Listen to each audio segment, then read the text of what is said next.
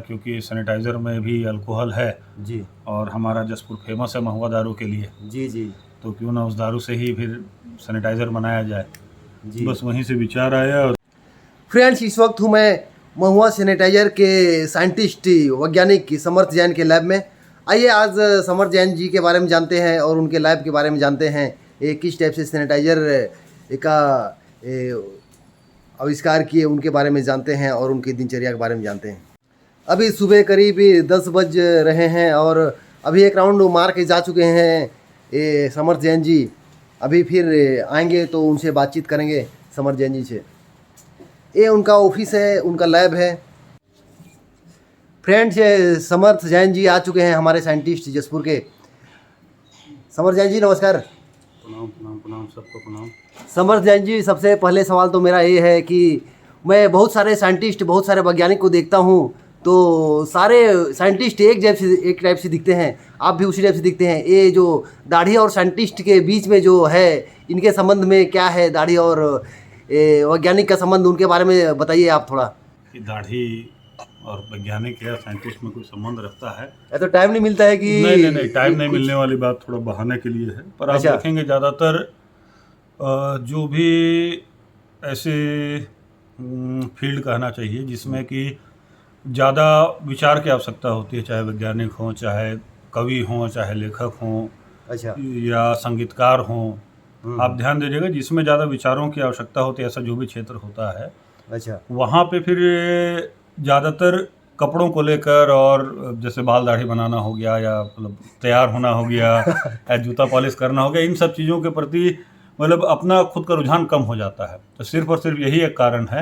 अच्छा। और ऐसा कुछ नहीं। हाँ, अगर अपन पुरानी सभ्यताओं की बात करें, मतलब अपने पुराणों में जो बातें कही गई हैं उनके बारे में यदि बात करें, पुरातन समय से जो मान्यता चली आ रही है, दाढ़ी और बाल लंबा होना एक तरह से एनर्जी को एब्जॉर्ब करने में, बाकी जो आपके वेव्स होते हैं उसमें फ़ायदेमंद होता है, ऐसा लिखा गया। होता है या नहीं होता ये बात पता नहीं, पर कारण यही है कि इनके प्रति रुचि थोड़ी सी कम हो जाती है। और ऐसा कोई कारण नहीं कि समय नहीं मिलता है, समय हमारे पास भी पर्याप्त रहता है, खाली समय भी रहता है, बस रुचि अपनी अपनी बदल जाती है। जी। समर जैन जी, आपके प्रेरणा, आपके मार्गदर्शक कौन रहे हैं आपके? देखिए, काफ़ी बार ये सवाल पूछा गया है और हर बार वही बात है कि जब मैं 9वीं या 10वीं में था तब डॉक्टर APJ अब्दुल कलाम जी जो हैं वो राष्ट्रपति बने थे। और क्योंकि वो बच्चों से काफ़ी ज़्यादा मिलना उनको पसंद था, तो हर ज़िले से एक एक दो दो लोगों को बुलाया गया था रायपुर उनसे मुलाकात करने। तब तक मेरा विज्ञान के प्रति कोई विशेष रुचि नहीं थी, पर जब रायपुर में उनसे मुलाकात हुई, हम दो लोग, मैं और मेरा मित्र, हम लोग 2 जन जसपुर ज़िले से चयनित होकर आप गए मतलब थे। मिल चुके हैं? खुशकिस्मती से 3 बार मेरी मुलाकात हुई है इनसे। अच्छा। और तीनों बार काफ़ी ज़्यादा बदलाव मेरे जीवन में आया और विज्ञान के प्रति रुझान विशेषकर इन्हीं के दिन थी, क्योंकि आप समझिए उतने पहले जशपुर में न इंटरनेट था, न बड़े बाहर के पेपर या मैगजीन आते थे, साइंस डायरेक्ट भी नहीं आता था उस समय। तो विज्ञान के प्रति अंडरस्टैंडिंग और समझ काफ़ी कम थी हम लोग, क्योंकि गाँव में रहते थे। तो इनसे मुलाकात होने के बाद पता चला कि ऐसी ऐसी भी चीज़ें और इस तरह से भी हम योगदान अपना दे सकते हैं। सबसे पहले इच्छा तो फौज में जाने की थी, हर बच्चे को गाँव में होती है, पर फिर पता चला चश्मा लगा है तो जा नहीं सकते। अच्छा। फिर कलाम साहब से अच्छा, मिले। बचपन से चश्मा लग गया है कि? हाँ, बचपन से मैं, मतलब जब से मुझे याद है चश्मा मेरे साथ बड़ा रहा है, तो पहले से हुआ है। बस उन्हीं का प्रेरणा रहा, अपन विज्ञान को साथ साथ पढ़ते गए। समर जैन जी, आपका पढ़ाई जसपुर में कहाँ तक हुआ है और आप सुनने में आया कि आप विदेश भी गए थे पढ़ने के लिए, उसके बारे में थोड़ा बताइए। देखिए, बचपन से मैं 10वीं तक जैन स्कूल में पढ़ा जी। और 11वीं 12वीं के लिए उस समय तो इतने ज़्यादा स्कूल्स और वो सब नहीं थे आसपास, तो कृष्णा पब्लिक स्कूल एक काफ़ी अच्छा उस समय हुआ करता था अपना भिलाई में। जी। 11वीं 12वीं में वहाँ से पढ़ा। उसके बाद MIT यूनिवर्सिटी नोएडा में गया और वहीं पे, दिल्ली हाँ, नोएडा। नोएडा वाला जी। दिल्ली, जो उस समय निठारी कांड काफ़ी ज़्यादा फेमस हुआ था। वो मेरे पढ़ने के समय आसपास की घटना रही थी। अच्छा, तो अच्छा। उसके पहले तक नोएडा को लोग जानते नहीं थे उतना। और उसके बाद फिर मास्टर्स कंप्लीट करने के लिए कैथोलिक यूनिवर्सिटी ल्यूवेन जो है KUL, वहाँ पे फिर मैं गया अपना कोर्स कंप्लीट करने। कहाँ पे गए थे? कि कैथोलिक यूनिवर्सिटी ऑफ ल्यूवेन ये बेल्जियम में है, और जी, ये जो जी। यूनिवर्सिटी है ये 700 या 650 में इस्टेब्लिश हुई थी, उतनी पुरानी यूनिवर्सिटी है ये जी, जी। KUL। हाँ, तो वहाँ पे मैं गया था। समर जी, विदेश में पढ़ने के बाद डायरेक्ट जसपुर आ गए कि और कहीं थे आप? नहीं, देखिए पढ़ाई कंप्लीट होने के बाद लगभग 7-8-9 महीने तक वहाँ पे मैं प्रोजेक्ट में अपने काम करते रहा, क्योंकि प्रोजेक्ट कंप्लीशन ज़रूरी था। 2-3 टेक्नोलॉजी जिस पर काम चल रहा था, और उसके बाद फिर क्योंकि किसी पेटेंट को लेके वैचारिक मतभेद हुए। हमारा ये कहना था, क्योंकि कलाम साहब शुरू से प्रेरणा स्रोत रहे हैं कि जो भी तकनीक हम आविष्कार करें वो आम जनता को काम आनी चाहिए। पर जब आप काफ़ी अंदर जाते हैं इन संस्थाओं में या जहाँ भी रिसर्च होता है, आपको पता चलता है कि सिर्फ 2-4 कंपनियों के लिए ही दुनिया में काम होता है। उदाहरण के लिए यदि आपने देखा एलईडी टीवी कहीं है, एक कंपनी लाई, मान लीजिए एलजी लाया, उसी के 1 महीने के बाद सोनी का भी आ जाता है। 1 महीने में कोई भी अनुसंधान करके नई तकनीक नहीं ला सकता है, तो आपस में सब जुड़े रहते हैं। पर आम आदमी को, मतलब शॉर्ट में ये बताऊं कि हम जो काम कर रहे थे उससे मुझे लग रहा था कि कॉर्पोरेट को ज़्यादा फ़ायदा हो रहा है, सामान्य जनता को फ़ायदा नहीं हो रहा है, तो उसके कारण फिर हम यहाँ वापस आए। समर जी, इंडिया की तुलना में विदेश में पढ़ाई का माहौल कैसा है, उसके बारे में थोड़ा बताएंगे? देखो, ग्रेजुएशन लेवल तक मैं बोलूँगा सबको हिंदुस्तान में पढ़ना चाहिए, क्योंकि हम लोग इतना डिटेल में इतनी सारी चीज़ें पढ़ते, कॉलेज नहीं पढ़ाता है, कोई कॉलेज नहीं पढ़ाएगा, हमको खुद को पढ़ना पड़ेगा। पर कैरिकुलम हमारा इतना विस्तार पूर्वक है, जिसका फ़ायदा मेरे को मिला, ज़रूरी बात मैं बताता हूँ ये जी, कि हम लोग इतना डिटेल में फिजिक्स को भी समझते हैं, केमिस्ट्री को भी समझते हैं। या जैसे आप जसपुर में अभी देखें तो सामान्य जो भी हैं अपने, खास करके गांव एरिया में, उसको लाइट जोड़ना भी आता है, तुमको भी आता होगा, कनेक्शन तो कर लेते होगे। जी जी, बल्ब अगर फ्यूज हो गया तो बदलना है, एमसीबी बदलना है, थोड़ा बहुत सीमेंट कारीगरी भी कर लेंगे, थोड़ा बहुत गाड़ी वाड़ी भी बना लेंगे। पर बाहर जो है ग्रेजुएशन लेवल तक का जो शिक्षा है वो बहुत ही, बोलना चाहिए कि निम्न स्तरीय का है। कंपेयर अगर हम यहाँ से करें करिकुलम वाइज, पढ़ाते हैं वो अलग चीज़ है। जी, यदि करिकुलम में जो है उसको हम डिटेल में पढ़ लिए तो काफ़ी ज़्यादा डिटेल में हमको हर विषय के ऊपर जानकारी मिलती है। हाँ, पर स्पेशलाइजेशन करने के लिए बाहर शिक्षा बहुत ज़्यादा बेहतर है, बेहतर स्तर है, लैब बहुत अच्छे हैं, प्रोफेसर बहुत अच्छे हैं, क्योंकि वहाँ अनुसंधान को महत्व मिलता है हर चीज़ में, चाहे बिजनेस की पढ़ाई हो, चाहे विज्ञान की पढ़ाई हो, तो ये खास अंतर है। जी। ये समर जी, आप तो बहुत सारे आविष्कार किए हैं, ये महुआ सैनिटाइजर के बारे में थोड़ा बताइए, अचानक ख्याल कैसे आया आपके मन में?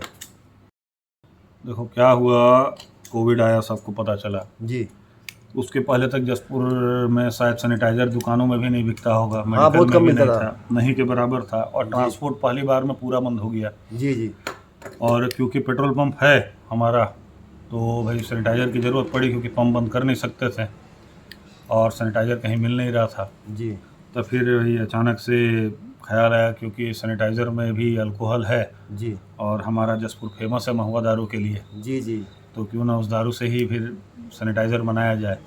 जी। बस वहीं से विचार आया। और तो फिर सिर्फ महुआ रहता है कि और कुछ केमिकल रहता है उसमें? नहीं, देखिए जो प्राकृतिक सैनिटाइज़र है, मतलब अगर 80-85% के ऊपर है, यदि बिल्कुल मेडिकल ग्रेड में जाए इथेनॉल, तो वो सिर्फ महुआ रहता है, मतलब महुआ वाला अल्कोहल, इथेनॉल। जी जी, अब वो किसी से भी आप बनाए, पपीता से बनाए, अनाज से बनाए, महुआ से बनाए, कटहल से बनाए, वो आपकी इच्छा है। अच्छा, यहाँ पे महुआ ज़्यादा था इसके लिए यहाँ आपको उस महुआ समय को चुना? महुआ ज़्यादा था, और दूसरा क्या है कि भाई फॉरेस्ट में महुआ की उपलब्धता भी थी, और फॉरेस्ट में काफ़ी अपना काम भी चलता था, वहाँ से सपोर्ट भी काफ़ी मिलता था, तो जी। बस महुआ इसीलिए पसंद किया गया, महुआ से बना। उस समय शायद कटहल का सीजन था भी नहीं, नहीं तो कटहल से भी बनता, कटहल नहीं था। ये जैन जी, बहुत सारे प्रशस्ति पत्र है, ये सब के बारे में थोड़ा बताइए।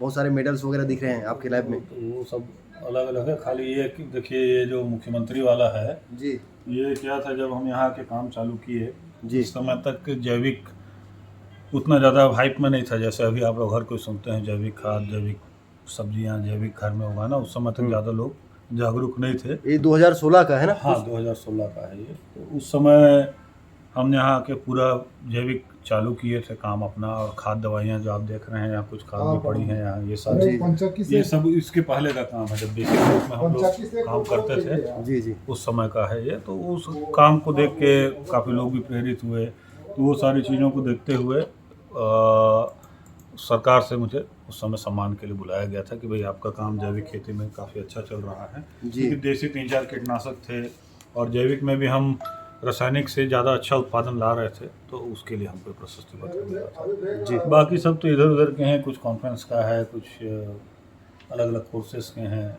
जी। ये अभी हमें मिला था ये कोविड यूनिवर्सिटी के का कुछ दिख रहा समय, है वाला? वो हमारे कॉलेज का ही है। ये अभी हमको मिला था कोविड के टाइम, जी अच्छा काम करने के लिए, क्योंकि सारी कंपनियां लगभग जब बंद हो रही थी तब हमने सैनिटाइजर वाला काम किया, और पूरा का पूरा काम हमने एसएचजी को दिया था। जी तो जी, महिलाओं ने काफ़ी अच्छा काम किया, कमाई भी हुई उनकी, तो जी। उसके लिए हमको अवार्ड मिला था जी। छत्तीसगढ़ शासन से।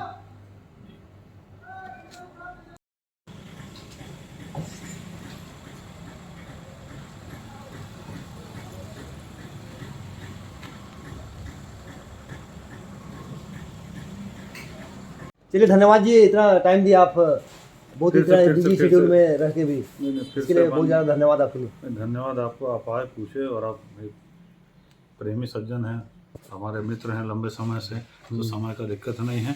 बस एक आध बार अपन और कभी रहेंगे तो जो 2-3 साइट है अपन वो भी दिखाएंगे। जी जी और दिखाइए। चाय वाला साइट भी चलेंगे। जी जी जी। तो जैविक पहला है मध्य भारत का, बोल सकते हैं अपन, पहला वो चाय बागान है जो कि पूरी तरह से जैविक है और पूरी तरह से प्राइवेट है। हाँ प्राइवेट है, तो मतलब एक बहुत प्रेरणादायक है बाकी लोगों के लिए भी, जी। और जो लोग आगे इस फील्ड में आना चाहते हैं उनके लिए भी। जी तो वो जरूर अपन कुछ समय बाद उस पर भी एक बार जी, आपको जी। लेकर चलेंगे। जी बनाइएगा। जी जी गाइस, जब मैं मुंबई से रिटर्न आया था तो समर जैन जी का बहुत ज़्यादा योगदान था हमारे जिम खुलवाने में, बहुत ज़्यादा सपोर्ट भी किए थे मुझे यहाँ पे, तो धन्यवाद समर जी। हाँ, ये बिल्कुल आपको ढेकी का चावल मिलेगा। अब इसमें दिक्कत क्या है कि दिन भर में इसमें दो फ्रेंड्स ये ढेकी है, आप देख सकते हैं, आप गांव से बिलोंग करते हैं तो इसके बारे में ज़रूर जानते होंगे।